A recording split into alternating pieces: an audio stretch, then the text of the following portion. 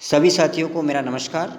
साथियों, MPPSC assistant registrar के लिए बहुत ही महत्वपूर्ण वीडियो है। साथियों, ये आपको बता दूं कि एक मास्टर वीडियो है जिसमें 200 से ज़्यादा एमसीक्यू हैं। और साथियों ध्यान रहे, जो कि पार्ट बी है आपका, उस पार्ट बी में इकाई 3 और इकाई 5 इन दोनों यूनिट के जो भी टॉप एमसीक्यू हैं साथियों, वो इसमें लिए हैं। और आपको बता दूं, इससे पहले जो मैंने 2 वीडियो बनाए थे इकाई 3 और इकाई 5 के जो एमसीक्यू के, अगर वो अभी आपने नहीं देखा है तो ज़रूर देख लीजिए साथियों, क्योंकि बहुत महत्वपूर्ण है। उसमें भी मैंने जो पढ़ाया था उसके अलावा भी बहुत सारे मैंने उसमें बहुत सारी बातें बताई है, वो आप जरूर ध्यान रखें। सिर्फ एमसीक्यू ना देखें, एमसीक्यू के आसपास जो चीज़ें मैंने बताई वो भी देखें आप, ठीक है। और साथियों यहाँ पर आपको बता दूं, मैंने दोनों यूनिट का जो पुराने मैंने क्वेश्चन लिए थे उनको भी सम्मिलित किया है इसमें, और इसके साथ साथ में लगभग उतने ही मैंने दूसरे क्वेश्चन भी लिए हैं। यानी कि साथियों आपका पूरी तरह से उनका रिवीजन भी हो जाएगा आपका यहाँ पर, और इसके साथ साथ आपको बहुत सारे दूसरे फैक्ट भी जानने को मिलेंगे। यानी कि साथियों जब ये तीनों वीडियो आप देख लेते हो तो यूनिट 3 और 5 से आपका कोई भी क्वेश्चन लगभग नहीं छूटेगा, है ना। ठीक है, फिर किस्मत खराब हो एक बात अलग है, लेकिन लगभग क्वेश्चन इसमें कवर हो जाएगा। ठीक है साथियों, तो आप शुरू करते हैं। दोनों यूनिट का जो निचोड़ है, मोस्ट IMP MCQ, ये आपको टॉप 10 में रैंक दिलाने में जरूर मदद करेगा साथियों। तो साथियों अपन बात करते हैं यहाँ पर पहले क्वेश्चन के जाने से पहले एक क्वेश्चन पूछूंगा मैं आपसे, है ना। ऐसे बीच में जो पुराने क्वेश्चन तो लिए हैं मैंने, इसके साथ साथ में आप देखेंगे साथियों कुछ अन्य क्वेश्चन भी लिए हैं, तो वो भी सुनते रहें, आप सुनते रहें, सुनने पे भी ध्यान फोकस करें। जैसे पहला आपका क्वेश्चन है कि विश्वविद्यालय का सर्वोच्च प्राधिकारी कौन होता है। तो साथियों आपको पता होना चाहिए कि विश्वविद्यालय का जो सर्वोच्च प्राधिकारी होता है वो कौन होता है। कुलाधिपति होता है, या कुलपति होता है, या कुलाधि सचिव होता है, या कुल सचिव होता है। तो साथियों आपको बता दूं कि विश्वविद्यालय का जो सर्वोच्च प्राधिकारी होता है वो होता है आपका कुलाधि सचिव। कौन होता है? कुलाधि सचिव, यानी कि जो राज्यपाल महोदय होते हैं वही ही क्या होते हैं, विश्वविद्यालय का सर्वोच्च प्राधिकारी होता है। इसी प्रकार से दोस्तों एक और क्वेश्चन पूछा जा सकता है कि विश्वविद्यालय का दूसरा सर्वोच्च प्राधिकारी कौन होता है। तो साथियों विश्वविद्यालय का दूसरा सर्वोच्च प्राधिकारी कौन होता है, आपका कुलपति होता है। यानी कि अगर पहला विश्वविद्यालय का जो सर्वोच्च प्राधिकारी है वो आपका कुलाधिपति यानी कि राज्यपाल है, और विश्वविद्यालय का जो दूसरा सर्वोच्च प्राधिकारी है साथियों वो कौन है आपका, वो है आपका कुलपति है।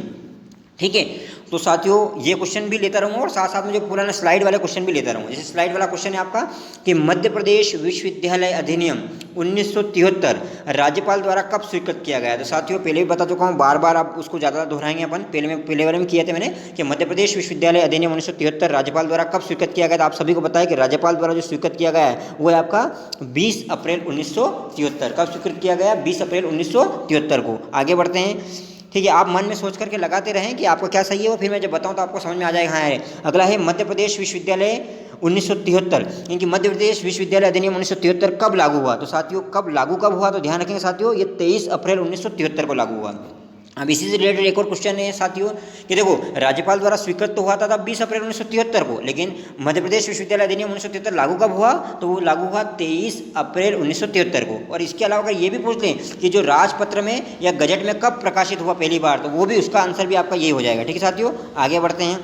ठीक है, आगे बढ़ते हैं। अगला क्वेश्चन है आपका कि विश्वविद्यालय अधिनियम 1973 में कुल कितने अध्याय और धाराएं हैं। वेरी इंपॉर्टेंट साथियों, मैं बार पहले ही बता चुका हूं कि इसमें कितने अध्याय हैं। तो साथियों आपको पता होना चाहिए कि इसमें 12 अध्याय और 69 धाराएं हैं। ठीक है, 12 अध्याय और 69 धाराएं हैं। अगला क्वेश्चन है इसी संबंधित, मध्य प्रदेश विश्वविद्यालय अधिनियम 1973 में कितनी अनुसूचियां हैं साथियों। तो साथियों इसमें 4 अनुसूचियां हैं। कितनी अनुसूचियां हैं? 4 अनुसूचियां हैं। ठीक है, आपको पता होना चाहिए 4 अनुसूचियां हैं, जिसमें से अनुसूची 1 और 2 बहुत ही महत्वपूर्ण है। अगला है मध्य प्रदेश विश्वविद्यालय अधिनियम 1973 भारत गणराज्य के कौन से वर्ष में विधानमंडल द्वारा अधिनियमित किया गया है। तो साथियों आपको पता होगा ये 24वें वर्ष में। ये सभी महत्वपूर्ण क्वेश्चन है, आप लगाते रहेंगे, सिर्फ रिवीजन के लिए आपको ला रहा हूँ मैं, पहले भी करा चुका हूँ, और इसके साथ साथ नए क्वेश्चन भी बोलूँगा मैं, वो ध्यान देंगे आप। मध्य प्रदेश विश्वविद्यालय अधिनियम 1973 का 5वां अध्याय है। तो साथियों 5वां अध्याय कौन सा है, आपको पता होना चाहिए कि जो अध्याय बांटे गए हैं, आपको पता है कितने, 12 अध्याय हैं। कुल कितने अध्याय हैं? कुल 12 अध्याय हैं, और 12 अध्याय में से आपका ये जो है 5वां अध्याय कौन सा है साथियों, तो 5वां अध्याय आपका वित्त वाला है। कौन सा है? वित्त वाला है। आगे बढ़ते हैं साथियों। अगला क्वेश्चन है मध्य प्रदेश विश्वविद्यालय अधिनियम 1973 के अंतर्गत विश्वविद्यालय कौन सा अध्याय है। तो साथियों विश्वविद्यालय जो आपका अध्याय है साथियों कौन सा है? दूसरा अध्याय है। ठीक, कौन सा अध्याय है? दूसरा अध्याय है। अगला क्वेश्चन है मध्य प्रदेश विश्वविद्यालय अधिनियम 1973 के अंतर्गत अतिरिक्त प्रावधान किस अध्याय में। तो साथियों आपको पता है अतिरिक्त प्रावधान 12वें अध्याय में। कौन से अध्याय में? 12वें अध्याय में, आपको पता होना ही चाहिए। ठीक है, अगला है मध्य प्रदेश विश्वविद्यालय अधिनियम 1973 के अंतर्गत विद्यार्थी परामर्श समिति। ठीक है, तो विद्यार्थी परामर्श समिति जो है साथियों वो आपके अध्याय 11 में। वेरी इंपॉर्टेंट, याद रखेंगे आप। अगला है मध्य प्रदेश विश्वविद्यालय अधिनियम 1973 के अंतर्गत विश्वविद्यालय के प्राधिकारी कौन सा अध्याय है। तो साथियों आपको बता दूं जो विश्वविद्यालय के जो प्राधिकारी हैं वो अध्याय 4 में है। कौन से में? अध्याय 4 में है, लेकिन जो अधिकारी है वो 3 में है। ठीक है सर, ध्यान रखना। आगे बढ़ते हैं। इस प्रकार अगला क्वेश्चन है, मध्य प्रदेश विश्वविद्यालय अधिनियम 1973 के अंतर्गत विश्वविद्यालय के अधिकारी को किस में है? तो अधिकारी किस में है? अधिकारी तीसरे में है और प्राधिकारी 4 में है। ये आपको बिल्कुल पता होना चाहिए। ठीक है साथियों, इसी प्रकार से कुछ क्वेश्चन मैं अलग से भी पूछूंगा आपको, मैंने बताया था कि स्लाइड के अलावा भी पूछूंगा मैं आपसे। जैसे अगर पूछ लिया जाए कुलाधिपति का मुख्य कार्य क्या है, जो कुलाधिपति या राज्यपाल का है वो विश्वविद्यालय के संबंध में मुख्य कार्य क्या है? तो राज्यपाल का या कुलाधिपति का विश्वविद्यालय के संबंध में मुख्य कार्य है कुलपति की नियुक्ति करना। क्या है? कुलपति की नियुक्ति करना। मैं जो क्वेश्चन बोल रहा हूँ स्लाइड के अलावा ये भी सुनते रहें, है ना, क्योंकि 200 प्लस क्वेश्चन करवाने हैं, तो जो कुछ क्वेश्चन पहले छूट गए थे वो भी इसमें आ जाएंगे। ठीक है साथियों, आगे बढ़ते हैं। यहाँ पर विश्वविद्यालय में शैक्षणिक पदों पर नियुक्तियाँ कौन से अध्याय के अंतर्गत आती है? तो साथियों, विश्वविद्यालय में जो शैक्षणिक पदों पर नियुक्तियाँ, मैंने आपको बताया था याद करने के लिए कि आजकल नियुक्तियाँ कर रही है कि सरकार नहीं कर रही है? तो नो, आजकल जो है सरकार नियुक्तियाँ ही नहीं कर रही है। बेचारे बहुत सारे लोग जो हैं यहाँ पर पीएचडी कर रहे हैं, नेट कर रहे हैं, जेआरएफ कर रहे हैं, उसके बाद उनकी नियुक्तियाँ तो कर रही नहीं रही है, नो कर रही है, नो। तो नो से आप याद रख लेंगे, मैंने पहले ही बताया था, इस प्रकार से आप याद कर लेंगे, बहुत ही महत्वपूर्ण साथियों ये। अगला है समन्वय समिति और केंद्रीय अध्ययन मंडल किस अध्याय में? वेरी इंपॉर्टेंट साथियों, ये दोनों जो आप देखें कि अध्याय 6 में, पहले मैं करवा चुका हूँ, पुराने अगर वीडियो नहीं देखें दोनों तो देख लें, उसमें बहुत सारी चीज़ें मैं बता चुका हूँ, है ना, कुछ चीज़ें यहाँ रिपीट होगी और कुछ नहीं भी आएगी। अगला है धारा 5 से 10 संबंधित है। तो साथियों धारा 5 से 10 किससे संबंधित है? आपको बताया धारा 5 से 10 विश्वविद्यालय से संबंधित है। ठीक है, आप टिक लगाते रहें। अगला है धारा 11 से 18। तो साथियों आपको पता है धारा 11 से 18 जो है ये विश्वविद्यालय के अधिकारियों से संबंधित है। किसे? विश्वविद्यालय के अधिकारियों से संबंधित है। आगे बढ़ते हैं। ठीक है, क्योंकि साथियों अगर मैं ज़्यादा अगर ये डिस्कस करूँगा तो ये जो 200 MCQ नहीं हो पाएंगे, इसलिए कोशिश करेंगे अपन कि जल्दी जल्दी करते भी रहें, दोनों काम हो जाएं। अगला है धारा 32-33 संबंधित है। तो धारा 32 से 33 आपको पता होना चाहिए। जो धारा 32 और 33 है साथियों, तो ये आपको पता होना चाहिए कि धारा 32 और 33 जो है साथियों ये आपका वित्त से संबंधित है। और ये ठीक है कौन सा अध्याय है? 5वां अध्याय, पहले बता चुका हूँ मैं आपको। ठीक है साथियों, आगे बढ़ते हैं। अगला क्वेश्चन है धारा 19 से 31 किससे संबंधित है? तो धारा 19 से 31 जो साथियों ये आपका विश्वविद्यालय के प्राधिकारी से संबंधित है। वेरी इंपॉर्टेंट क्वेश्चन है साथियों, आगे बढ़ते रहें। धारा 47-48 किससे संबंधित है? तो धारा 47-48 जो साथियों ये आपके अंकेक्षण से संबंधित है। किससे? अंकेक्षण से। ये अध्याय कौन सा है? अध्याय 8 है। अंकेक्षण आपका अध्याय 8 में है और इसमें धारा 47 और 48 है। ठीक है साथियों, आगे बढ़ते हैं। अगला क्वेश्चन है विद्यार्थी परामर्श समिति किस धारा के अंतर्गत है? तो साथियों वेरी इंपॉर्टेंट है, विद्यार्थी परामर्श समिति जो है आपकी धारा 54 में। ठीक है, धारा 54 में याद रखेंगे। आगे बढ़ते हैं और इस साथ में कुछ मैं दूसरे क्वेश्चन भी आपसे पूछता रहूँगा, आप जवाब देते रहिए। ठीक है, तो साथियों यहाँ पर आपका जैसे कि प्रथम कुलपति का दायित्व क्या है? प्रथम कुलपति का दायित्व क्या है? ये अलग से क्वेश्चन पूछ रहा हूँ मैं आपको, जो कि पहले नहीं कराया था, छूट गया था। तो प्रथम कुलपति का जो दायित्व है वो है सभा, कार्य परिषद, विद्या परिषद का 2 वर्ष के भीतर गठन करना। क्या कार्य है? प्रथम कुलपति का जो कार्य है वो है सभा, कार्य परिषद, विद्या परिषद का 2 वर्ष के भीतर गठन करना। कुछ फैक्ट भी बताते रहूँगा बीच बीच में, ठीक है, आप सुनते रहें। अगला है समन्वय समिति किस धारा के अंतर्गत आती है? तो साथियों आपका जो समन्वय समिति है ना, जो समन्वय समिति वो किस धारा के? धारा 34 के अंतर्गत आती है। ठीक है, आगे बढ़ते हैं साथियों। अगला क्वेश्चन है आपका विश्वविद्यालय अधिनियम 1973 के तहत विभिन्न परिभाषाएं किस धारा में दी गई है? साथियों आपको पता होगा कि परिभाषाएं यहाँ पर धारा 4 में दी गई है। वेरी इंपॉर्टेंट है, आपको सभी परिभाषाओं के बारे में पता होना चाहिए। यहाँ पर दे रखा है अगला क्वेश्चन कि विश्वविद्यालय अधिनियम 1973 के तहत अध्ययन बोर्ड किस धारा में? तो साथियों आपको पता होगा जो आपका अध्ययन बोर्ड है वो धारा 4 के 1 में है। 4 के 1 में है। ठीक है, आगे बढ़ते हैं। अगला है इसी प्रकार से कर्मचारी की परिभाषा कहाँ दी गई है? तो साथियों कर्मचारी की जो परिभाषा है साथियों वो ध्यान रखना, कर्मचारी में 4 शब्द हैं, तो धारा 4 के 4 में दे रखी है। ये आपको पता होना चाहिए। ठीक है, रिवीजन की दृष्टि से चल रहे हैं, पुराने वीडियो नहीं देखे देख ले, वहाँ पर मैंने डिस्कस कराया है ना। अगला है कुलाधिपति की परिभाषा किस में दे रखी है? तो कुलाधिपति ध्यान रखना, कुलाधिपति यानी कि जो राज्यपाल है उसकी परिभाषा यहाँ पर 4-7 में दे रखी है। ठीक है, 4-7 में दे रखी है, कंफ्यूज मत होना। 4-6 में कुलपति की दे रखी है। तो 4-6 में किसकी दे रखी है? कुलपति की दे रखी है। यहाँ पर 4-6 में आप देख सकते हैं कुलपति की 4-6 में दे रखी है। ठीक है साथियों, आगे बढ़ते हैं। विश्वविद्यालय अधिनियम 1973 के तहत कार्य परिषद की परिभाषा किस धारा में दी गई है? तो कार्य परिषद की जो परिभाषा है साथियों वेरी इंपॉर्टेंट है, कार्य परिषद की परिभाषा कार्य 5 उंगलियों से मिलकर करते हैं, तो ये 4-5 में। ठीक है, आगे बढ़ते हैं साथियों। विश्वविद्यालय अधिनियम 1973 के तहत प्राचार्य की परिभाषा किस धारा में दी गई है? तो आपको बताइए प्राचार्य जो हैं, प्राचार्य को कितनी बजे आ जाना चाहिए कॉलेज में? 10 बजे तो आ ही जाना चाहिए, 4-10। ठीक है, याद रखना। आगे बढ़ते साथियों।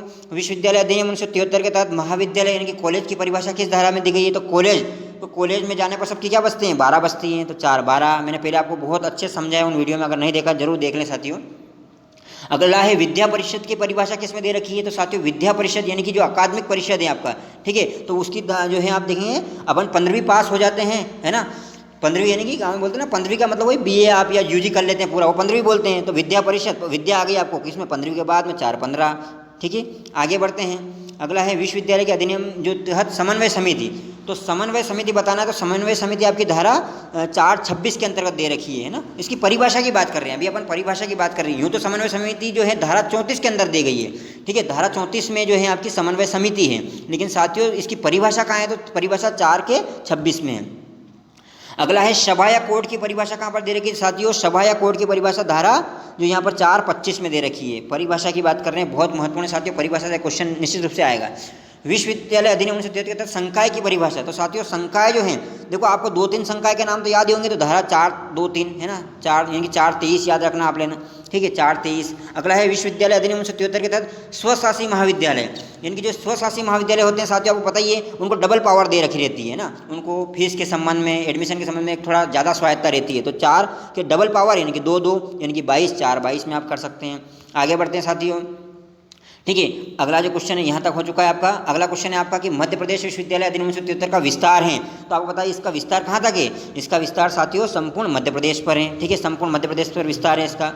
अगला क्वेश्चन है संक्रमणशील प्रावधान, यानी कि जो अस्थायी उपबंध है वो किस धारा में दिए गए हैं। तो साथियों आपको पता ही है कि जो संक्रमणशील प्रावधान है या जो अस्थायी उपबंध है साथियों, ये आपके धारा किस में दे रखे हैं, धारा 3 में दे रखे हैं। याद रखना धारा 3 में दे रखे हैं। आप मन मन में क्वेश्चन पहले से लगाते रहें वीडियो को रोक करके, और फिर मैं क्या बता रहा हूँ आंसर ये आप चेक कर लेगा आपका सही जा रहा है नहीं जा रहा है। अगला है निरसन एवं यथास्थिति, है ना, कुछ चीज़ें निश्चित कर दी गई और कुछ यथास्थिति रही, ये किस धारा में, तो धारा 2 में। इसके बारे में डिटेल में मैं पहले वीडियो में बता चुका हूँ, वहाँ आप देख लेंगे। ठीक है, आगे बढ़ते हैं साथियों। यहाँ पर सिर्फ आपका टेस्ट हो रहा है। विश्वविद्यालय की जो शक्तियाँ हैं वो किस धारा के अंतर्गत हैं। तो साथियों विश्वविद्यालय की जो शक्तियाँ हैं आपकी, है ना, विश्वविद्यालय की जो शक्तियाँ हैं साथियों आपको पता ही है, तो 6 से याद रखना है आपको, जो 3 का पहाड़ा होता है ना, 3 दूनी 6, ये शक्तियाँ 6 से याद रखना आप, 6 जो है आपका विश्वविद्यालय की शक्तियाँ हैं। ठीक है, आगे बढ़ते हैं साथियों। इसी प्रकार से विश्वविद्यालय की स्थापना, तो स्थापना किस में है, तो स्थापना 5 में ही है, 5 में स्थापना है, 6 में शक्तियाँ हैं, ये आप पता होना चाहिए, ये बहुत महत्वपूर्ण धाराएँ हैं। विश्वविद्यालय में शिक्षण किस धारा के अंतर्गत है। तो आपको पता है विश्वविद्यालय में शिक्षण सही से चल रहा है क्या आजकल, नहीं चल रहा है, 9, तो धारा 9। विश्वविद्यालय में शिक्षण जो है किस धारा में, धारा 9 में है। अगला है विश्वविद्यालय एवं महाविद्यालयों का निरीक्षण किस धारा के अंतर्गत है। तो निरीक्षण की बात कर रहे हैं, तो निरीक्षण में 10 का दम बताना है, यानी कि धारा आपका 10 हो जाएगा। ठीक है साथियों, तो इस प्रकार से ये क्वेश्चन आपको हल करते रहना है। इसके अलावा भी मैं आपको क्वेश्चन पूछूंगा, आप ध्यान से बैठे रहेंगे। अगला क्वेश्चन है साथियों कि कार्य परिषद का मुख्य कार्य क्या है। कार्य परिषद का मुख्य कार्य क्या है। तो साथियों जैसे मैं 2-3 ऑप्शन बोल रहा हूँ, एक है विश्वविद्यालय की समस्त संपत्ति एवं निधियों का स्वामित्व, नियंत्रण एवं प्रबंध करना। अगला है निश्चित प्रयोजनार्थ विश्वविद्यालय निधि का प्रबंध करना। और अगला है विश्वविद्यालय का वार्षिक वित्तीय अनुमान विचार उपरांत सभा के समक्ष रखना। उपयुक्त सभी, तो उपयुक्त सभी हैं। तो पुनः सुन लेंगे कार्य परिषद का मुख्य कार्य क्या है। तो कार्य परिषद का मुख्य कार्य है कि विश्वविद्यालय की समस्त संपत्ति एवं निधियों का स्वामित्व एवं नियंत्रण एवं प्रबंध करना, और निश्चित प्रयोजन के लिए विश्वविद्यालय निधि का प्रबंध करना, और विश्वविद्यालय का वार्षिक वित्तीय अनुमान विचार उपरांत सभा के समक्ष रखना। ये सभी कार्य परिषद का मुख्य कार्य हैं। ठीक है साथियों, मैं बीच बीच में दूसरे क्वेश्चन भी बोलता रहूँगा जो पहले छूट गए थे। अगला क्वेश्चन है विश्वविद्यालय से संबंधित मामलों में भेदभाव पर प्रतिबंध किस धारा के अंतर्गत है। तो भेदभाव पर प्रतिबंध आपको पता है, भेदभाव 0 होना चाहिए, मतलब भेदभाव नहीं होना चाहिए। तो 0 0 2 बार मिला तो कितने हो जाएंगे, 8 हो जाएंगे। तो ये धारा कौन सी, धारा 8 पहले बता चुका हूँ, अच्छे से समझा चुका हूँ ट्रिक से, उस देख लेंगे वीडियो। ठीक है, अगला है विश्वविद्यालय के अधिकारी निम्न में से कौन नहीं है। अब विश्वविद्यालय के अधिकारी इसमें से कौन नहीं है, कुलपति तो हैं, कुल सचिव भी हैं, संकाय अध्यक्ष हैं, लेकिन जिला शिक्षा अधिकारी इसमें से नहीं है। ठीक है, आगे बढ़ते हैं। विश्वविद्यालय के प्राधिकारी निम्न में से कौन नहीं है। अब प्राधिकारी कौन नहीं है साथियों, तो आपको पता है कुलपति, कुल सचिव और कुलाधिपति, ये सभी क्या है, ये अधिकारी हैं, प्राधिकारी नहीं है। और प्राधिकारी तो इसमें से आपका कौन सा है, सिर्फ कार्य परिषद ही है। ठीक है साथियों, ये आपको पता होना चाहिए। आगे बढ़ते हैं। विश्वविद्यालय निधि किस धारा के अंतर्गत है। तो विश्वविद्यालय की जो निधि है साथियों आपको पता है, ये धारा जो 32 है आपका, है ना, विश्वविद्यालय की निधि के बारे में बहुत महत्वपूर्ण है, ये याद रखना। अगला क्वेश्चन है मध्य प्रदेश विश्वविद्यालय अधिनियम 1973 की धारा 37 संबंधित है। वेरी इंपॉर्टेंट, धारा 37 किस संबंधित साथियों, अध्यादेश से संबंधित है। ठीक है, अध्यादेश से संबंधित है, याद रखना, वेरी इंपॉर्टेंट है, अध्यादेश से संबंधित है। ठीक है साथियों, आगे बढ़ते हैं। अगला क्वेश्चन है विश्वविद्यालय की वार्षिक रिपोर्ट से संबंधित है। तो साथियों वार्षिक रिपोर्ट जब देश आज़ाद हुआ 1947, वार्षिक रिपोर्ट कब देंगे, देश आज़ाद होने के बाद देंगे, मतलब ये याद करने के लिए बता रहा हूँ आपको। विश्वविद्यालय की वार्षिक रिपोर्ट धारा 47। ठीक है साथियों, अगला क्वेश्चन है विश्वविद्यालय में शैक्षणिक पदों पर नियुक्तियां किस समिति की सिफारिश पर की जाती है। तो शैक्षणिक पदों पर ध्यान रखना, जो सिलेक्शन कमेटी यानी कि जो प्रवरण समिति है साथियों, इसकी सिफारिश पर ही नियुक्तियाँ की जाती है, प्रवरण समिति। याद रखना, वेरी इंपॉर्टेंट है साथियों, वेरी इंपॉर्टेंट क्वेश्चन है। इसके अलावा दूसरा क्वेश्चन भी मैं पूछ लेता हूँ। अगला क्वेश्चन है आपके लिए कि सभा के प्रमुख कार्य हैं, सभा के प्रमुख कार्य क्या है? पहला है विश्वविद्यालय को विभिन्न कार्यों में सलाह देना। अगला है विश्वविद्यालय के कार्यक्रमों नीतियों की समयबद्ध समीक्षा और तत्संबंधी सुझाव देना। और अगला है वार्षिक रिपोर्ट, लेखे, ऑडिट रिपोर्ट और आप देखेंगे वित्तीय अनुमानों पर विचार कर संकल्प पारित करना, यानी कि उपरोक्त सभी है साथियों, ठीक है, उपरोक्त सभी। एक बार पुनः सुन लेंगे कि सभा के प्रमुख कार्य क्या हैं। विश्वविद्यालय को विभिन्न कार्यों में सलाह देना है और विश्वविद्यालय के कार्यक्रमों नीतियों की समयबद्ध समीक्षा और तत्संबंधी सुझाव देना और वार्षिक रिपोर्ट, लेखे, ऑडिट रिपोर्ट, वित्तीय अनुमानों पर विचार कर संकल्प पारित करना। ठीक है साथियों, ये बहुत ही महत्वपूर्ण क्वेश्चन था। अगला क्वेश्चन है आपका, कुछ परिस्थितियों में राज्य सरकार द्वारा विश्वविद्यालयों पर वित्तीय नियंत्रण अधिकतम कितनी कालावधि तक हो सकता है? तो वित्तीय नियंत्रण अधिकतम कितना हो सकता है? तो सामान्य तो 1 साल के लिए लगाती है राज्य सरकार, लेकिन अगर अधिकतम वो 3 साल तक के लिए कर सकती है। ठीक है, अधिकतम वो 3 साल के लिए कर सकती है, आप ध्यान रखेंगे, बहुत ही महत्वपूर्ण है। अगला है आपका साथियों कि प्राधिकारी का सदस्य होने के लिए निर्भरता किस धारा में दी गई है? यानी कि अगर प्राधिकारी का जो सदस्य होने के लिए जो निर्भरता है, यानी कि अयोग्यता किस आधार पर है, तो निर्भरता आप धारा 66 66 दोस्तों यहाँ पर ये रहेगा आपका धारा 66। ठीक है, 66 बहुत ही महत्वपूर्ण है साथियों। अब बढ़ते हैं अपन अगले क्वेश्चन की ओर, और इससे पहले आपको मैं कुछ क्वेश्चन पूछ लेता हूँ। बहुत ही महत्वपूर्ण क्वेश्चन है आपके लिए कि आपको बताना है कि कुलपति का कार्य क्या है। जो कुलपति महोदय उनका कार्य क्या है? तो साथियों कुलपति महोदय का कार्य है कुलाधिपति की अनुपस्थिति में सभा की बैठक की अध्यक्षता करना। दोस्तों साथियों ध्यान बता दूं आपको मैं, जो सभा होती है ना, उस सभा के अध्यक्ष तो होते हैं कुलाधिपति, लेकिन जब वो आप देखें कुलाधिपति जब अनुपस्थित रहते हैं तब सभा की बैठक की अध्यक्षता कौन करते हैं? कुलपति महोदय करते हैं। और कार्य परिषद तथा विद्या परिषद की अध्यक्षता कौन करते हैं? कुलपति ही करते हैं। और कार्य परिषद, विद्या परिषद तथा अपनी सदस्यता वाली समितियों की बैठक बुलाने का काम भी कौन करते हैं? कुलपति महोदय ही करते हैं। ठीक है साथियों, तो इस प्रकार से साथियों आपने देखा कि जो भी महत्वपूर्ण जो क्वेश्चन मैं बता रहा था आपको, है ना, जो भी महत्वपूर्ण क्वेश्चन जो बता रहा था आपको, मैंने आपको बताया है। और इसके अलावा भी लगातार ये श्रृंखला में आगे बढ़ा ही रहा हूँ। आपसे एक और क्वेश्चन पूछ रहा हूँ मैं कि धारा 34 के अंतर्गत किस समिति का जिक्र किया गया है? मैंने पहले बताया आपको कि धारा 34 के अंतर्गत जो है समन्वय समिति, आपकी जो समन्वय समिति है उसका जिक्र जो है इसमें किया गया है। ठीक है साथियों, आगे बढ़ते हैं साथियों। इसमें अगला क्वेश्चन आपके लिए है कि आप बताएंगे समन्वय समिति का गठन किसके द्वारा किया जाता है? आपकी जो समन्वय समिति है ना, इसका गठन किसके द्वारा किया जाता है, ये आपको बताना है कि समन्वय समिति का जो गठन है साथियों वो किसके द्वारा किया जाता है। बहुत ही महत्वपूर्ण क्वेश्चन है, तो बताना है आपको राज्य सरकार के द्वारा किया जाता है या विश्वविद्यालय द्वारा किया जाता है या केंद्र सरकार या राज्यपाल द्वारा। तो ध्यान रखेंगे साथियों, आपकी जो समन्वय समिति का जो गठन है वो राज्य शासन की ओर से किया जाता है। ठीक है, बहुत ही महत्वपूर्ण है। और ध्यान रखेंगे साथियों, आपकी जो समन्वय समिति का जो क्षेत्राधिकार होता है, जो समन्वय समिति है उसका जो क्षेत्राधिकार होता है साथियों, वो राज्य में स्थित सभी विश्वविद्यालयों पर होता है। ठीक है, राज्य में स्थित जितने भी विश्वविद्यालय होते हैं ना साथियों, इन सभी पर होता है। और समन्वय समिति का अध्यक्ष कौन होता है साथियों?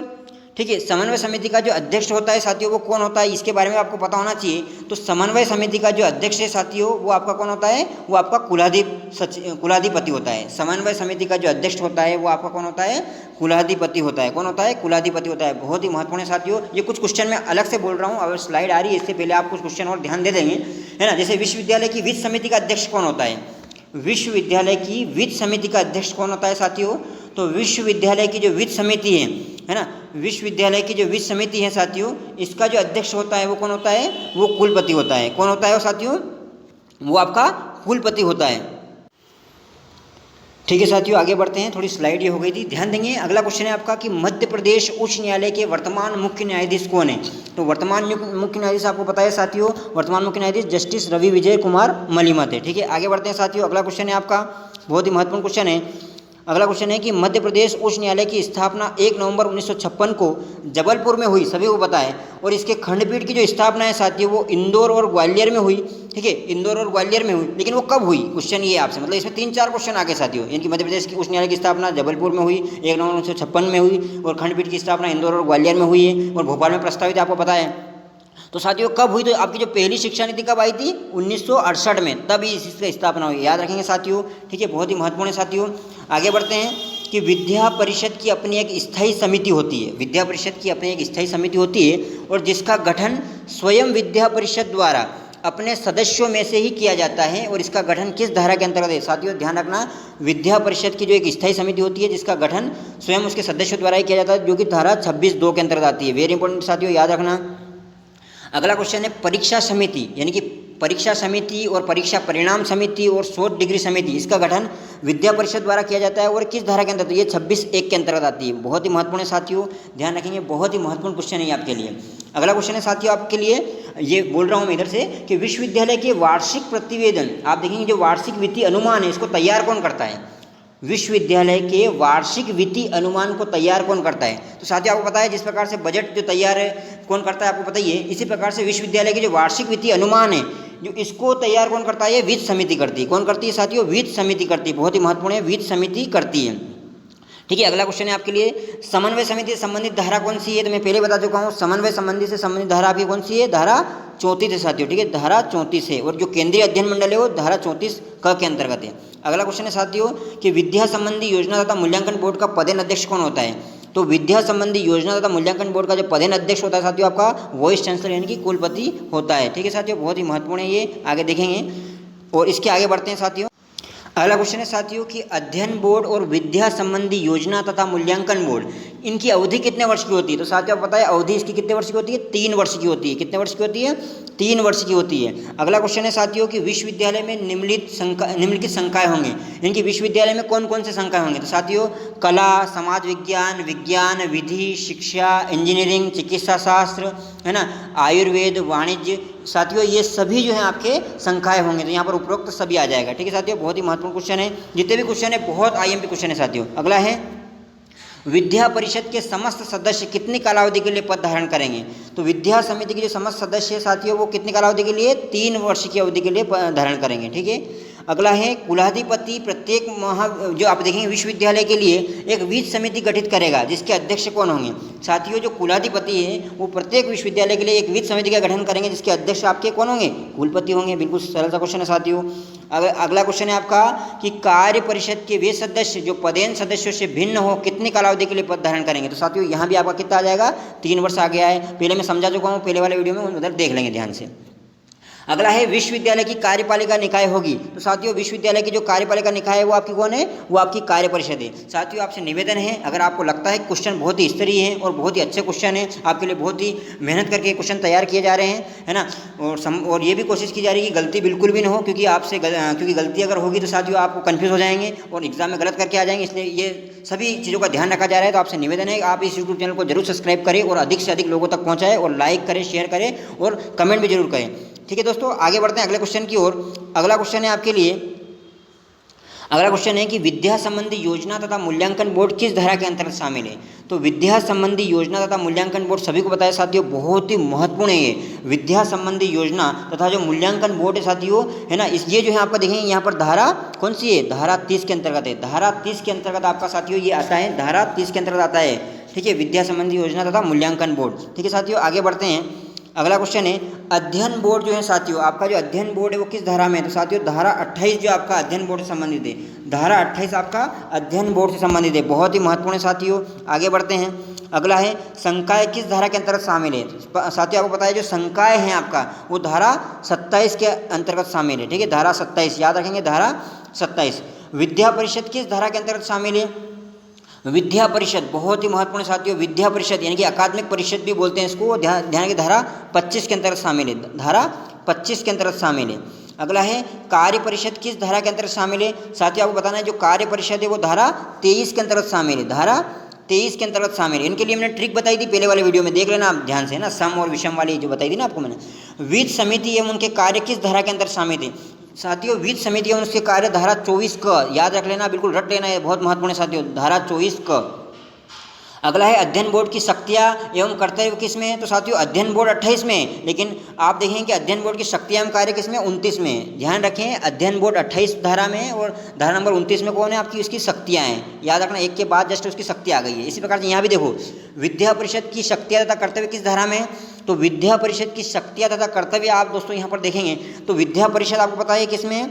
आपकी जो विद्या परिषद है वो 25 में है, तो इसके कर्तव्य और शक्तियाँ किस में है? 26 में आ जाएगी, एक बाद जस्ट बाद में। ठीक है, अगला है कार्य परिषद की शक्तियाँ तथा कर्तव्य किस धारा में है? तो कार्य परिषद की शक्तियाँ और कर्तव्य आपको पता है कार्य परिषद किस में? धारा 23 में है, तो इसकी शक्तियाँ और कर्तव्य किस में आ जाएगा? 23 की जस्ट बाद कौन सा? 24 में आ जाएगा। बहुत ही महत्वपूर्ण साथियों। अगला है सभा की बैठक एक कैलेंडर वर्ष में कम से कम कितनी बार होगी। तो साथियों ध्यान रखना, सभा की बैठक एक कैलेंडर वर्ष में कम से कम आप देखें कम से कम एक बार तो होनी ही चाहिए। कितनी बार? कम से कम एक बार तो होना ही चाहिए। बहुत ही महत्वपूर्ण क्वेश्चन है। अगला है सभा की शक्तियाँ एवं कर्तव्य किस धारा में है। तो साथियों जो सभा की शक्तियाँ हैं और जो कर्तव्य हैं आपको बता दूँ, वो आप देखेंगे कि यहाँ पर आपकी जो धारा नंबर जो 22 है साथियों, धारा 22, कौन सी धारा 22 में सभा की शक्तियाँ एवं कर्तव्य दिए गए हैं, और धारा 20 में सभा का गठन है, और 21 में सभा की बैठक और गणपूर्ति है। ठीक है, ये बहुत ही महत्वपूर्ण क्वेश्चन है साथियों। अब आगे बढ़ते हैं। अगला है विद्या संबंधी योजना तथा मूल्यांकन बोर्ड की गणपूर्ति कितने सदस्यों पर होती है। साथियों गणपूर्ति वाला बहुत महत्वपूर्ण है। तो विद्या संबंधी योजना तथा मूल्यांकन बोर्ड जो है साथियों, यहाँ पर इसकी आपकी जो गणपूर्ति है साथियों वो 7 सदस्यों से होती है। कितने सदस्यों से होती है? 7 सदस्यों से होती है। और आपको बता दो कार्य परिषद की गणपूर्ति भी 7 सदस्यों से होती है, यानी कि 2 विद्या संबंधी योजना तथा मूल्यांकन बोर्ड की भी 7 सदस्यों से होती है और कार्य परिषद की भी 7 से होती है। आगे बढ़ते हैं। विद्या परिषद की गणपूर्ति, तो साथियों विद्या परिषद की जो गणपूर्ति है आपका वेरी इंपॉर्टेंट साथियों, ध्यान रखना, विद्या परिषद की गणपूर्ति आपके 12 सदस्यों से होती है। कितने सदस्यों से? 12 सदस्यों से होती है। अगला है वित्त समिति की गणपूर्ति, तो वित्त समिति गणपूर्ति 3 सदस्यों से होती है। कितने सदस्य होती है?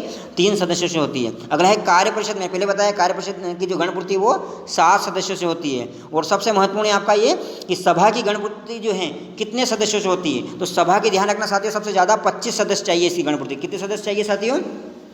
25 सदस्य चाहिए। ठीक है, तो बहुत ही महत्वपूर्ण है साथियों ये। आगे बढ़ते हैं साथियों। अगला क्वेश्चन है आपके लिए, अगला क्वेश्चन है कि 10 लाख रुपए या अधिक संदाय करने वाला प्रत्येक प्रदाता सभा का सदस्य हो जाता है, ये किस समूह के अंतर्गत शामिल है। साथियों आपको पता है सभा के अंतर्गत सभा जो है वो 5 समूह से मिलकर बनती है, क ख ग घ और ण। तो इन 5 समूह में से ये जो 10 लाख रुपए देने वाला व्यक्ति किस समूह में आता है? बहुत महत्वपूर्ण है, समूह ग के अंतर्गत आता है। किस में आता है? समूह ग के अंतर्गत आता है। ठीक है साथियों, याद रखना, बहुत ही महत्वपूर्ण है। अच्छा एक क्वेश्चन आपको मैं अलग से पूछता हूँ, आप बताना कि यहाँ पर विश्वविद्यालय और उसके अंतर्गत महाविद्यालयों के जो एकेडमिक कार्यक्रमों को कौन तैयार करता है। बहुत ही महत्वपूर्ण क्वेश्चन है। जो एकेडमिक कार्यक्रम है उनको कौन तैयार करता है। तो साथियों इन एकेडमिक कार्यक्रम को तैयार कौन करता है? इनको तैयार करता है आपकी विद्या परिषद यानी कि अकादमिक परिषद। ठीक है, ये अलग से मैंने आपको क्वेश्चन पूछ लिया है। ठीक है साथियों, इसी प्रकार से आप बताओ कि बजट अनुदान की रकम कम करने की शक्ति किसके पास है। बजट अनुदान की रकम की जो आप देखेंगे ना, बजट के जो अनुदान रहता है विश्वविद्यालय में उसको कम करने की शक्ति, जो भी बजट करा भी है इतना बजट उसको कम कर सकता है। कौन कर सकता है साथियों? तो वो कार्य परिषद कम कर सकता है। कौन कम कर सकता है? कार्य परिषद कम कर सकता है। अगला क्वेश्चन है आपके लिए यहाँ पर कि कुलाधिपति कुलपति सभा के कौन से समूह से सदस्य के रूप में शामिल होते हैं। तो कौन आप देखेंगे कुलाधिपति कुलपति सभा के कौन से समूह से सदस्य के रूप में शामिल होते हैं। तो आपको पता है साथियों समूह क में आते हैं कुलाधिपति कुलपति है ना, संकाय अध्यक्ष, ये सभी आपके समूह किसमें आते हैं? क में आते हैं। इसी प्रकार से दोस्तों आपको ये बहुत महत्वपूर्ण है कि विश्वविद्यालय के जो मुख्यालय पर जो नगर पालिका होती है, जो नगर निगम होते हैं, इसके महापौर या नगर पालिका जो परिषद का जो अध्यक्ष होता है वो सभा के सदस्य रूप में शामिल होता है। तो वो कौन से समूह से आता है? तो साथियों वो भी समूह क के अंतर्गत ही आता है। कौन से आता है? समूह क के अंतर्गत ही आता है। बहुत ही महत्वपूर्ण है साथियों, बिल्कुल ध्यान रखेंगे आप। ठीक है साथियों, अगला क्वेश्चन है आपके लिए। अगला क्वेश्चन आपको ये बताना है कि जो समन्वय समिति है उसके कार्य क्या है, क्योंकि आपका जो यूनिट 5 है उसमें कार्य संबंधित भूमिका और कार्य बताया गया ना, तो उससे संबंधित क्वेश्चन है कि समन्वय समिति का कार्य क्या है। तो पहला कार्य है साथियों कार्य परिषद द्वारा जो प्रस्तुत जो परिनियम एवं अध्यादेशों की स्वीकृति एवं अस्वीकृति देना है ना, यानी कि जो कार्य परिषद क्या करती है, परिनियम एवं अध्यादेश जो बनाती है ना उसके स्वीकृति और अस्वीकृति करने का काम कौन करती है? आपका समन्वय समिति करती है। दूसरी बात, अपने कार्यों के लिए उप नियम बनाने का काम भी कौन करती है? आपकी समन्वय समिति करती है। और विभिन्न विश्वविद्यालय के जो सामान्य हितों पर विचार भी कौन करती है? आपकी समन्वय समिति ही करती है। और अगला क्वेश्चन है साथियों सभा का गठन कितने समूह से मिलकर होता है? तो आपको पता है ये 5 समूह, मैंने अभी बताया था क ख ग घ ण है ना, ये 5 समूह से मिलकर होता है। अगला है साथियों छात्र कल्याण संकाय अध्यक्ष की नियुक्ति होगी। छात्र कल्याण संकाय अध्यक्ष की नियुक्ति होगी, यानी कि जो छात्र कल्याण संकाय का जो अध्यक्ष है उसकी नियुक्ति जो है साथियों वो नियुक्ति आप देखें कुलपति द्वारा होगी या कुलाधिपति द्वारा होगी या कार्य परिषद द्वारा होगी या कार्य परिषद द्वारा कुलपति की सिफारिश पर होगी। वेरी इंपॉर्टेंट साथियों, कार्य परिषद द्वारा तो होगी लेकिन कुलपति की सिफारिश पर होगी, इसलिए बहुत ही महत्वपूर्ण क्वेश्चन है साथियों है। ठीक है, आगे बढ़ते हैं साथियों। आपको ये बताना साथियों, अगला क्वेश्चन मैं पूछ रहा हूँ अलग से आपको कि जो केंद्रीय अध्ययन बोर्ड है आपका है ना, जो केंद्रीय अध्ययन बोर्ड है साथियों है ना, उसका मुख्य कार्य क्या है? तो आपका पहला है इसमें स्नातक पूर्व स्तर के लिए अध्ययन पाठ्यक्रम का निर्धारण करना, दूसरा है स्नातक पूर्व स्तर के लिए पाठ्य पुस्तकों की सिफारिश करना, और तीसरा है पुस्तकों का हिंदी रूपांतरण प्रकाशन करने के लिए कार्रवाई करना। तो साथियों तीनों ही कार्य किसके हैं? आपके केंद्रीय अध्ययन बोर्ड के हैं। बहुत ही महत्वपूर्ण है साथियों, केंद्रीय अध्ययन बोर्ड की भूमिका एवं कार्य आपके इसमें जुड़ा हुआ है। तो आप देखेंगे यहाँ पर क्या है, स्नातक पूर्व स्तर के लिए अध्ययन पाठ्यक्रम का निर्धारण करना और स्नातक पूर्व स्तर के लिए पाठ्य पुस्तकों की क्या करना, यहाँ देखेंगे आप सिफारिश करना और पुस्तकों का हिंदी रूपांतरण प्रकाशन करने के लिए कार्रवाई करना। ये सभी कार्य साथियों इसी के अंतर्गत आते हैं। ठीक है साथियों, आगे बढ़ते हैं। अगला क्वेश्चन है आपके लिए, अगला क्वेश्चन यहाँ पर आप देखेंगे, ये हो गया था क्वेश्चन। आगे बढ़ते हैं इस क्वेश्चन में कि प्रत्येक विश्वविद्यालय के प्रथम कुल सचिव की नियुक्ति कुलाधिपति द्वारा राज्य सरकार के परामर्श के पश्चात कितने वर्षों के लिए की जाएगी? तो आपको बताइए साथियों यहाँ पर कितने वर्षों के लिए की जाएगी? 4 वर्ष के लिए की जाएगी। कितने वर्षों के लिए की जाएगी? 4 वर्ष के लिए की जाएगी। अगला क्वेश्चन है, सभा, कार्य परिषद, विद्या परिषद एवं विद्या संबंधी योजना तथा मूल्यांकन बोर्ड का सचिव कौन होगा? तो साथियों जो कुल सचिव है ना, कितना महत्वपूर्ण पद है, आपको सोचो जो आप बनोगे। तो साथियों सभा, कार्य परिषद, विद्या संबंधी योजना तथा मूल्यांकन बोर्ड, इन सभी का जो सचिव होता है साथियों आपका कुल सचिव है ना, रजिस्ट्रार ही होता है, याद रखना। अगला है कुलाधि सचिव यानी कि रेक्टर की नियुक्ति किसके द्वारा की जाती है? बहुत ही महत्वपूर्ण क्वेश्चन है साथियों। जो ये कुलाधि सचिव हैं यानी कि जो रेक्टर हैं, इसकी नियुक्ति किसके द्वारा की जाती है साथियों? तो ध्यान रखना साथियों, यहाँ पर भी कार्य परिषद द्वारा तो की जाती है, लेकिन वो भी कुलपति की सिफारिश पर की जाती है। किसकी सिफारिश पर की जाती है? आप देखेंगे साथियों यहाँ पर कुलाधि सचिव या रेक्टर की नियुक्ति कार्य परिषद द्वारा कुलपति की सिफारिश पर की जाती है। ठीक है साथियों, बहुत ही महत्वपूर्ण क्वेश्चन है। आगे बढ़ते हैं साथियों। अगला क्वेश्चन है आपके लिए, प्रथम कुलपति विश्वविद्यालय की सभा, कार्य परिषद, विद्या परिषद और अन्य पदाधिकारियों का गठन विश्वविद्यालय की स्थापना की तारीख से कितनी कालावधि के भीतर करेगा? ये पहले भी ले चुका हूँ साथियों, आप बताएं ये कितने वर्ष के अंदर? 2 वर्ष के अंतर्गत आपको करना ही है उनको। ठीक है, 2 वर्ष के अंतर्गत प्रथम कुलपति को उनकी सबकी नियुक्ति करना है। ठीक है साथियों, बहुत ही महत्वपूर्ण क्वेश्चन था ये। आगे बढ़ते हैं साथियों। अच्छा आप ये बताओ कि राज्य विश्वविद्यालय जो सेवा है, राज्य विश्वविद्यालय जो सेवा है साथियों, आपकी जो राज्य विश्वविद्यालय सेवा है वो किस धारा के अंतर्गत आती है? तो साथियों आपको पता होना चाहिए कि धारा जो 15 है, 15 के ग में राज्य विश्वविद्यालय सेवा आती है, जिसके अंतर्गत आपके ये जो असिस्टेंट रजिस्ट्रार जी की जो अभी हो रही है ना नियुक्ति, सहायक कुल सचिव, इसकी इसी के अंतर्गत ही हो रही है, यानी कि धारा 15 ग के अंतर्गत आपकी नियुक्ति की जा रही है। ठीक है, याद रखेंगे। और जितने भी अधिकारी हैं उनकी नियुक्ति भी इसी के अंतर्गत ही की जाती है। अगला क्वेश्चन है साथियों कि कुलपति पद की असामयिक रिक्ति की दशा में कुलाधिपति कुलपति का दायित्व इनमें से किसको सौंपता है? तो साथियों जब भी अगर कुलपति के पद की जो असामयिक रिक्ति हो जाती है तो उस स्थिति में आप देखेंगे यहाँ पर जो पहले कुलाधि सचिव रिएक्टर को बोलते हैं वो, और अगर वो भी अगर देखें उनके अभाव में संकाय अध्यक्ष को बोलेंगे, और संकाय अध्यक्ष के भी अभाव है, इनके दोनों के अभाव में वरिष्ठतम प्राध्यापक को यहाँ पर बोला जाएगा कि आप कुलपति बनिए। ठीक है, कुलपति बन जाइए। ठीक है साथियों, बहुत ही महत्वपूर्ण क्वेश्चन था ये। अगले क्वेश्चन की ओर बढ़ते हैं। अगला क्वेश्चन है, कुलाधिपति विश्वविद्यालय के कुलपति को निम्न आधार पर हटा सकते हैं। तो साथियों क्या क्या आधार हैं जिसके आधार पर जो राज्यपाल महोदय यानी कि जो कुलाधिपति हैं है ना, जो कि चांसलर महोदय हैं, वो कुलपति को हटा सकते हैं? तो साथियों ध्यान रखना, इस एक्ट के तहत अपने कर्तव्य के पालन में त्रुटि करने पर भी हटा सकते हैं, और अगला है विश्वविद्यालय के हितों के प्रतिकूल काम करने पर भी हटा सकते हैं, और विश्वविद्यालय के कार्यकलापों के प्रबंध में असमर्थ होने पर भी हटा सकते हैं। यानी कि साथियों यहाँ पर आप देखें कि उपरोक्त सभी कार्य करने पर उनको हटा सकते हैं। ठीक है साथियों, उपरोक्त सभी कार्य करने पर उनको हटा सकते हैं। साथियों अगला क्वेश्चन है आपके लिए, अलग से पूछ रहा हूँ मैं आपको कि कुलाधि सचिव को शक्तियाँ कार्य कौन सौंपता है? जो कुलाधि सचिव होते हैं ना, इनको शक्तियाँ और कार्य कौन सौंपता है? साथियों आपको बता दूँ, कुलपति की सलाह पर कुलाधिपति, कुलपति की सलाह पर जो कुलाधिपति यानी कि जो राज्यपाल है वो कुलाधि सचिव को शक्तियाँ एवं कार्य सौंपते हैं। ठीक है, याद रखना, बहुत ही महत्वपूर्ण क्वेश्चन है साथियों। अगला है, एक विश्वविद्यालय के कुलपति का पद रिक्त हो सकता है। एक विश्वविद्यालय के जो कुलपति होते हैं ना, उनका पद रिक्त हो सकता है। किस स्थिति में? पद पर रहते हुए मृत्यु हो जाए, या पर वो क्या कर दें, त्यागपत्र दे दें, या कुलाधिपति द्वारा हटाए जाने पर। तो साथियों यहाँ पर आप देखें कि उपरोक्त जो सभी हैं साथियों, उपरोक्त सभी के आधार पर उनको क्या किया जा सकता है? उनको हटाया जा सकता है। ठीक है साथियों, बहुत ही महत्वपूर्ण क्वेश्चन है। आप बिल्कुल, मैं बोलूँगा आपसे कि आप ध्यानपूर्वक देखिए साथियों, निश्चित रूप से ये बहुत ही महत्वपूर्ण ऐसे कैसे क्वेश्चन आपको एग्जाम में मिलेंगे। ठीक है साथियों, आगे बढ़ते हैं साथियों। अब अगला क्वेश्चन है आपके लिए कि कुलपति आप देखिए कुलपति अधिकतम कितने कार्यकाल के लिए नियुक्त हो सकता है? तो साथियों आपको बताइए, कुलपति अधिकतम 2 कार्यकाल के लिए नियुक्त हो सकता है। कितने कार्यकाल के लिए? अधिकतम 2 बार नियुक्त हो सकता है। 4-4 साल के लिए 2 बार। ठीक है, इनके 8 साल तक रह सकता है। और अधिकतम कितने कार्यकाल? तो कार्यकाल एक 4 साल का है तो 2 हो जाएंगे उसके 8 साल के। इसी प्रकार का अगला क्वेश्चन है, कुलपति का कार्यकाल कितने वर्षों का होता है? तो साथियों आपको बताया कुलपति का जो कार्यकाल है वो कितने वर्षों का होता है? वो 4 वर्षों का होता है। कितने वर्षों का होता है साथियों? 4 वर्षों का होता है। ठीक है साथियों, बहुत ही महत्वपूर्ण है।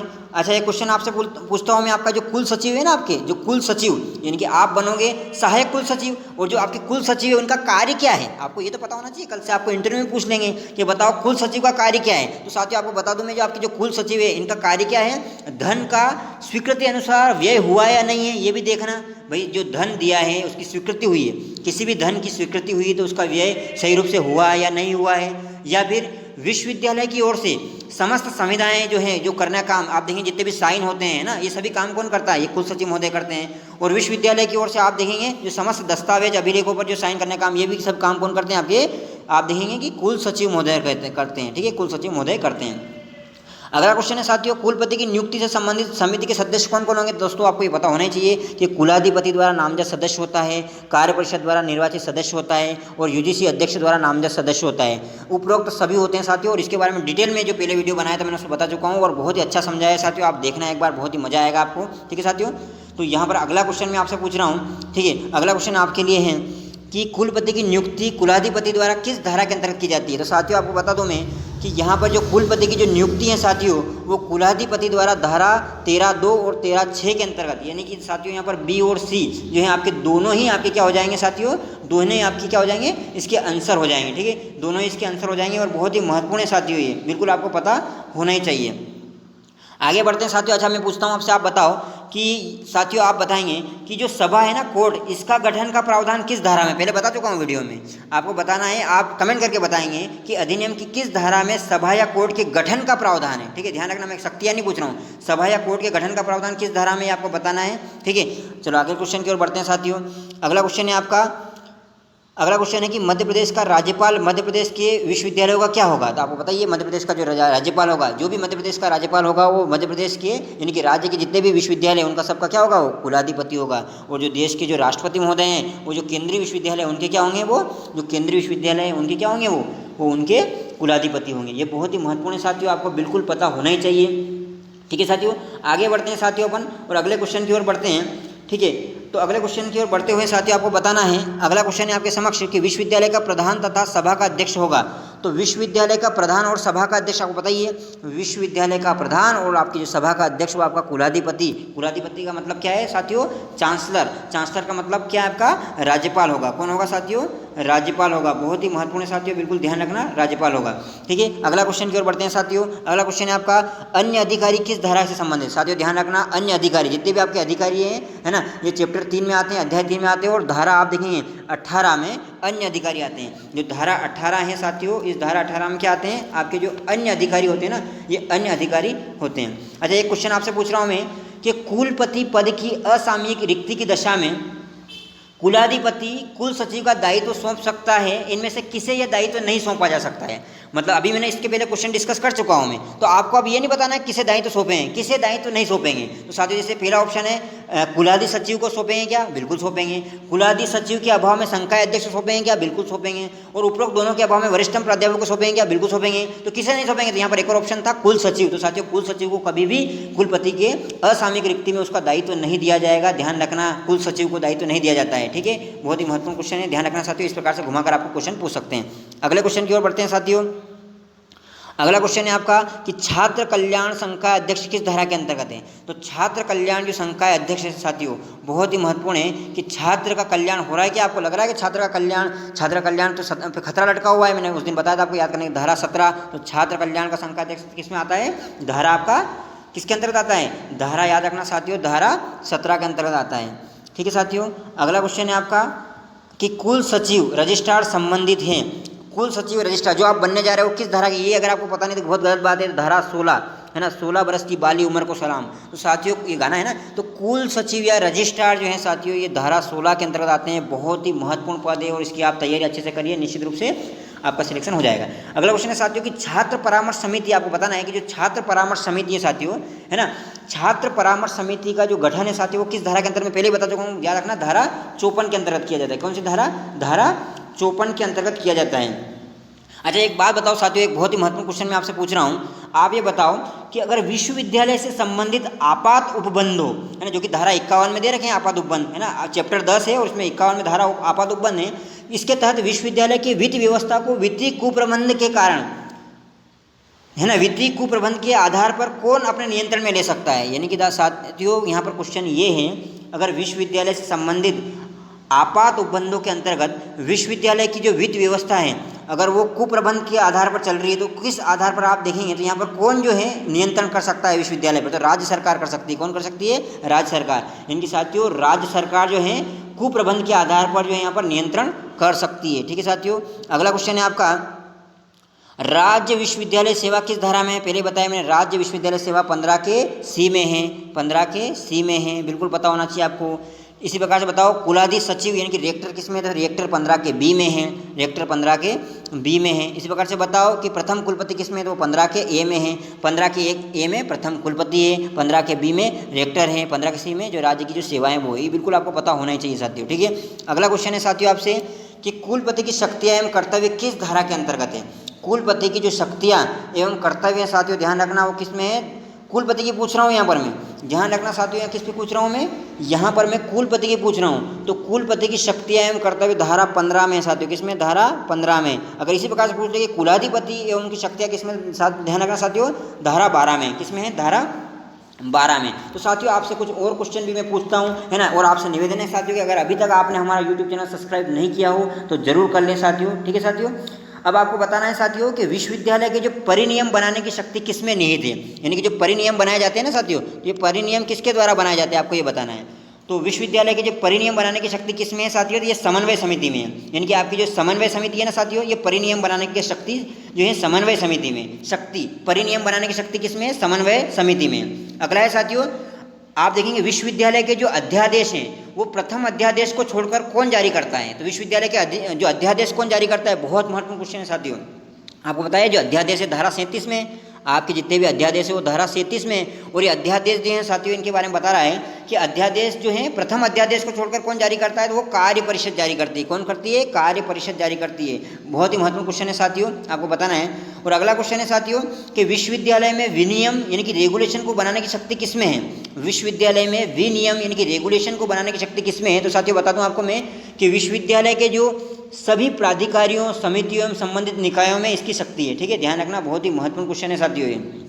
ठीक है साथियों, तो इसी प्रकार से आपको ये वीडियो कैसा लगा जरूर कमेंट करके बताएं साथियों। ठीक है, आपको कमेंट करके बताएं, और अगर अभी तक आपने हमारा यूट्यूब चैनल सब्सक्राइब नहीं किया हो तो जरूर कर दे साथियों। बहुत ही महत्वपूर्ण वीडियो था ये आपके लिए, और निश्चित रूप से साथियों इसमें बहुत सारे फैक्ट आपके क्लियर हुए होंगे। ठीक है, बहुत सारे फैक्ट आपके क्लियर हुए होंगे। ठीक है, आपको एक और क्वेश्चन मैं पूछ रहा हूँ, इसका भी आंसर आप जो है कहाँ पर देंगे? आप बताएंगे विक्रम विश्वविद्यालय, है ना, विक्रम विश्वविद्यालय उज्जैन की स्थापना कब हुई ये आपको बताना है। विक्रम विश्वविद्यालय उज्जैन की स्थापना कब हुई ये आपको कमेंट करके बताना है। और आपको वीडियो के बारे में बताना है कि आपको ये जो मास्टर वीडियो है ये कैसा लगा। क्या जो आपको मैंने बताया 150-200 क्वेश्चन, इससे ज़्यादा भी हो सकते हैं, बहुत सारे क्वेश्चन मैंने बताए हैं, कम समय में बेहतर तैयारी हो सकती है साथियों। और अगर आप यहाँ पर देखेंगे मात्र 40 मिनट में ही मैंने दोनों यूनिट के बहुत ही महत्वपूर्ण क्वेश्चन करवा दिए। अगर आपका सपोर्ट रहा साथियों, अगर आपने सपोर्ट किया, बहुत अच्छी कमेंट करी, अगर मेरे को लगेगा तो फिर मैं आगे के भी वीडियो निरंतर आपके लिए बनाता रहूँगा। हर यूनिट किसी प्रकार से मास्टर वीडियो में आपके लिए बना दूंगा, ताकि कम समय में आप अच्छी तैयारी कर लें और आप जो है असिस्टेंट रजिस्ट्रार बन जाए। ठीक है साथियों, तो मिलते हैं साथियों अगले वीडियो में। जय हिंद, जय भारत।